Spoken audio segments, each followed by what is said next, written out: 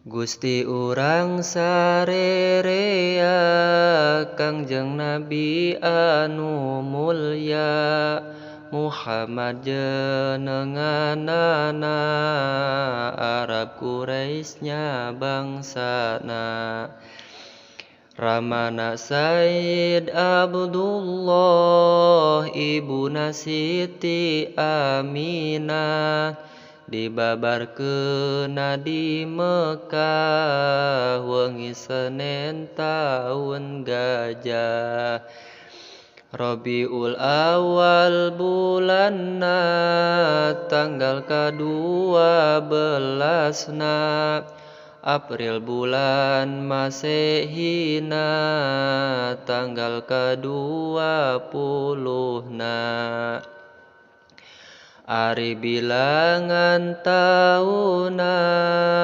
500 cariosna 70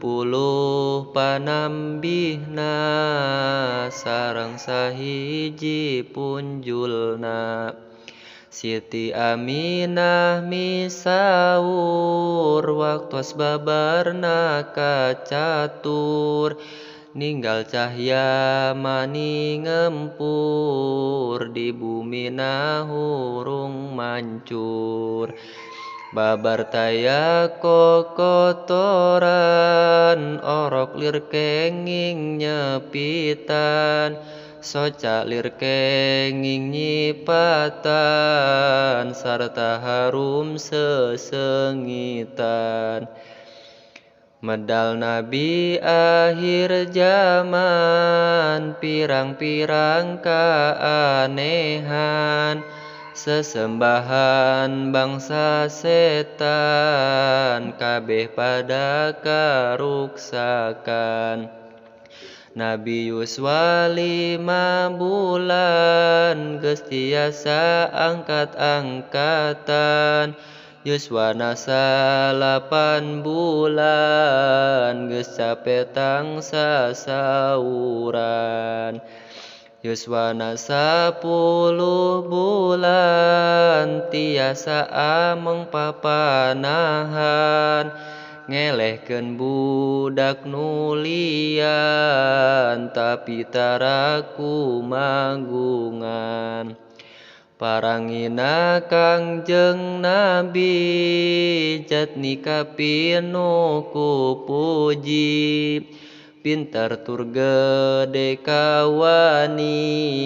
sabarnya kasasami Keur 4 taun yuswana diberesihan manahna Nabi dibelah dadana malaikat nu melahna Jibril kadua rencangna Mikail jenenganana ngesikeun kana manahna ilmu hikmah sapinuhna Tuluy dada Kangjeng Nabi gancang dirapetkeun deui sarta teu ngaraos nyeri dihapku khotamin Nabi Harita Nabi ayana di lembur ibu inangna Halimah jenenganana sadiah ngaran lemburna Rama Nabi kacaturkeun pupusna kacarioskeun basa Nabi dibobotkeun 2 sasih kaunggelkeun Keur 5 taun yuswana ditinggal pupus ibuna tuluy dirawat eyangna Abdul Muthalib asmana Kersana Rabbul Alamin Kangjeng Nabi nu prihatin Yuswa 8 tahun yakin eyangna mulih ka batin. Sabada wafat eyangna Nabi dirawat uwana Abi Thalib kakasihna saderek teges ramana. Kangjeng Nabi sering pisan dicadak nagara Sam sok nyandak barang dagangan didinya teh pajeng pisan. Kacatur di eta nagri loba pandita Yahudi sarta pandita Nasrani nu teu pangjeng Kangjeng Nabi. Sadayana sasauran ieu jalmi moal nyalahan pinabieun akhir zaman toret Injil geus ngibaran. Sifat Nabi panganggesan aya di anjeunna pisan hartina loba nu iman ka Nabi ngangken panutan. Lami-lami Kangjeng Nabi disambat ku hiji istri dagang ka unggal nageri kauntunganna dibagi. Istri jenengan Khadijah putra Huwailid katelah nupang beungharna di Mekkah ka Nabi kalangkung nyaah. Siti Khadijah masrahan ka Nabi barang dagangan Maisarah ngarencangan ka Nabi purah nyarengan. Kacarios Maisarah teh loba pamendakna aneh ciciren Nabi nu soleh matak ngaherankeun kabeh. Tatangkalan uluk salam mega bodas sok mayungan jeung aya cap kanabian dina salirana pisan. Pamendak Siti Khadijah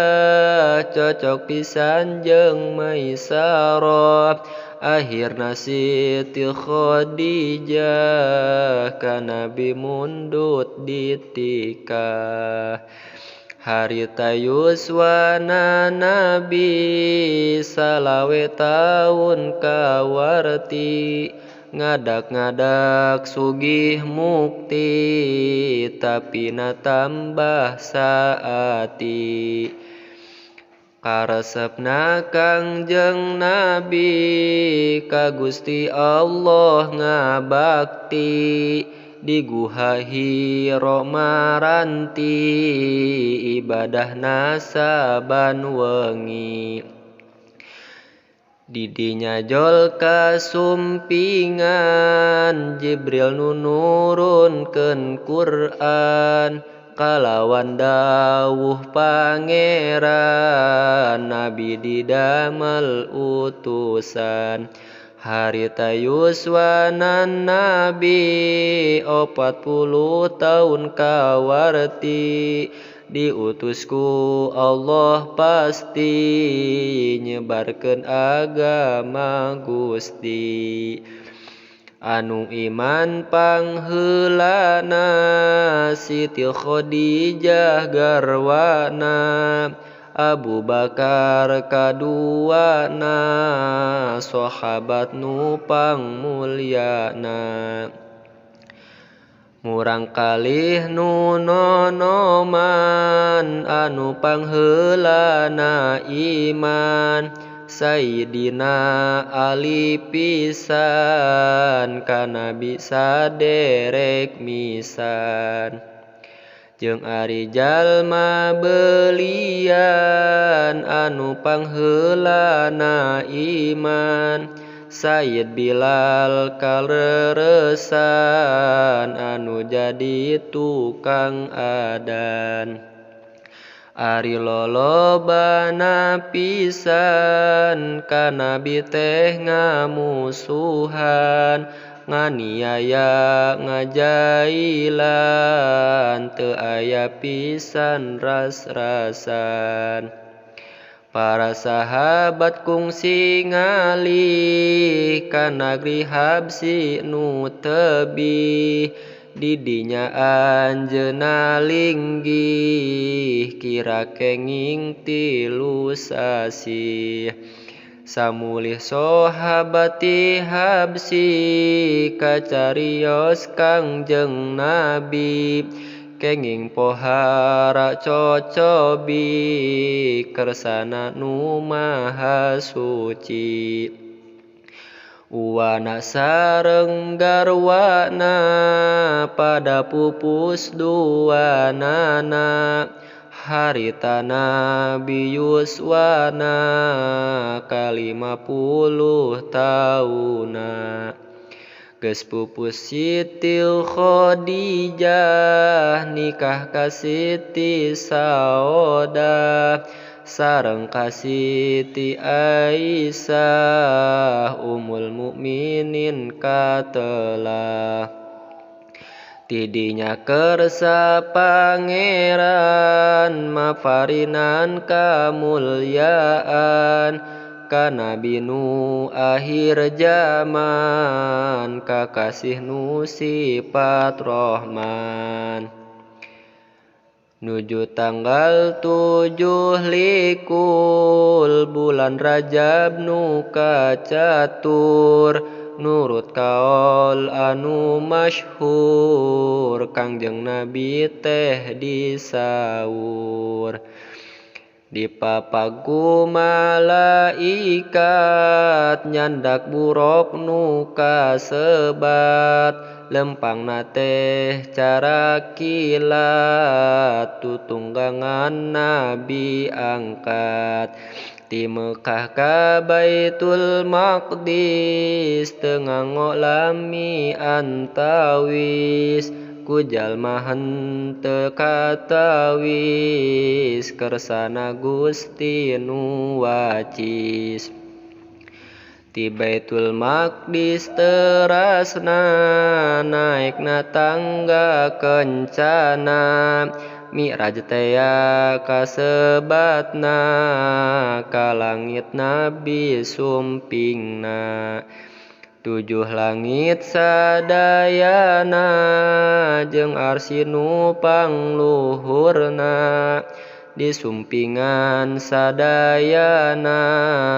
katut surga narakana Kangjeng Nabi ditimbalan